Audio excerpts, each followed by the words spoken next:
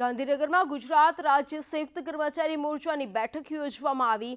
ચાણક્ય ભવનમાં યોજાયેલી આ બેઠકમાં તમામ મંડળના હોદ્દેદારો પણ હાજર રહ્યા હતા। આ બેઠકમાં 3 જેટલી માંગણીઓ અંગે રણનીતિ બનાવવામાં આવી અને કેન્દ્ર સરકારની CPF યોજના હેઠળ ફેરફાર કરવાની માંગણીઓ કરવામાં આવી। વળી જૂની પેન્શન યોજના યથાવત રાખવા મહામંડળ દ્વારા માંગણી કરવામાં આવી અને અન્ય પણ વિવિધ માંગણીઓને લઈને બેઠકમાં ચર્ચા વિચારણા કરવામાં આવી।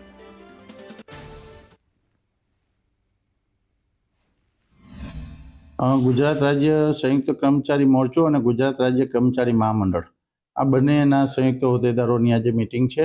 અગાઉ વિધાનસભા પહેલા જે આંદોલનના કાર્યક્રમ ચાલતા હતા તે આંદોલન વખતે 5 મંત્રીની કમિટી બનાવી અને સમાધાનના મુદ્દાઓની ચર્ચા થઈ હતી। 15માંથી 2 પ્રશ્ન આજની તારીખે બાકી છે, જે 2005 પહેલા લાગેલા કર્મચારી અને 10ના 14% CPF કરવા માટેની યોજના જે છે। આ 2 પ્રશ્ન આજ દિવસ સુધી સરકારે જાહેર કરવામાં આવેલા નથી, જેની માહિતીઓ મગાવે છે।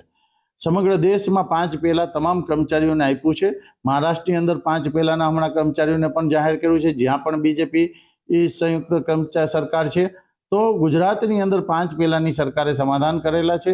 એ પ્રશ્નો હજી સુધી ડિક્લેર કરવામાં નથી આવ્યા। 1/4/2005 પહેલાના જે કર્મચારીઓ છે ને જૂની પેન્શન યોજનામાં સમાવવા બાબતે અને 10% સામે 14% આપવા બાબતે બીજા જે મુદ્દાઓ છે 1/4/2005 પછીના પણ કર્મચારીઓને, રાજ્યના તમામ કર્મચારીઓને, દેશના તમામ કર્મચારીઓને જૂની પેન્શન યોજનામાં સમાવવા બાબતની ચર્ચા કરવામાં આવી અને 14 તારીખ 14/2/24 15/2/24 એ 2 દિવસે કાળી પટ્ટી ધારણ કરી અને રાજ્યના કર્મચારીઓ ફરજ ઉપર હાજર રહેશે અને 16/2 કાળો દિવસ મનાવીને કાળા કપડા સાથે દરેક રાજ્યના કર્મચારીઓ પોતાની ફરજ ઉપર હાજર રહેશે અને 23/2/24 ના દિવસે રાજ્યના તમામ કર્મચારીઓ ગાંધીનગર ખાતે મહાસભાનું આયોજન કરવામાં આવ્યું છે।